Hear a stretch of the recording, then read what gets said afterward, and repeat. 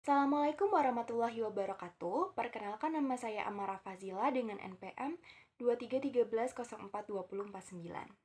Pada video ini saya akan mereview artikel yang berjudul Analisis Frasa Nomina dan Frasa Verba dalam Berita 13.681 warga negara asing masuk ke Labuan Bajo periode April sampai Juni 2026. Penelitian ini membahas tentang kajian sintaksis, khususnya frasa nomina dan frasa verba yang terdapat dalam teks berita. Latar belakang penelitian ini adalah karena bahasa dalam berita memiliki struktur yang jelas dan informatif, sehingga menarik untuk dianalisis dari segi kebahasaan. Penulis memilih berita tentang kunjungan warga negara asing ke Labuan Bajo karena teks tersebut mengandung banyak data, nama tempat, lembaga, serta aktivitas yang dapat dianalisis melalui frasa. Tujuan penelitian ini adalah untuk mengidentifikasi dan mendeskripsikan penggunaan frasa nomina dan frasa verba dalam teks berita tersebut.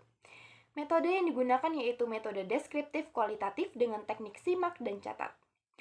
Data yang dianalisis dengan cara mengidentifikasi frasa, mengelompokkan ke dalam frasa nomina dan frasa verba, lalu menjelaskan fungsi serta strukturnya. Hasil penelitian menunjukkan bahwa frasa nomina lebih dominan dibandingkan frasa verba. Hal ini karena teks berita lebih banyak menyampaikan informasi faktual seperti nama lembaga, lokasi, jumlah wisatawan, dan data statistik. Contoh frasa nomina yang ditemukan yaitu Kantor Imigrasi Kelas 2 TPI Labuan Bajo yang berfungsi sebagai nama lembaga resmi. Kemudian ada jumlah perlintasan penumpang internasional. Serta ada Bandara Internasional Komodo yang menunjukkan lokasi perlintasan wisatawan asing. Selain itu, terdapat juga frasa seperti wisatawan asal Eropa dan kontributor utama yang digunakan untuk menjelaskan kelompok wisatawan dan peran suatu pihak dalam data kunjungan. Sementara itu, frasa verba digunakan untuk menjelaskan aktivitas dan proses dalam berita. Contohnya adalah datang ke Labuan Bajo yang menunjukkan perpindahan wisatawan menuju suatu lokasi.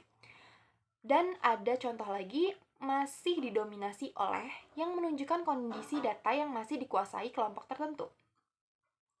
Ada juga frasa memasuki musim peralihan yang menggambarkan perubahan kondisi waktu atau musim.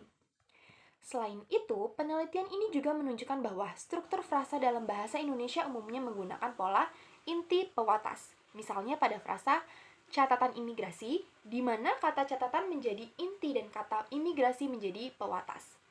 Sedangkan dalam bahasa Inggris, pola yang digunakan cenderung modifier had, misalnya menjadi immigration record.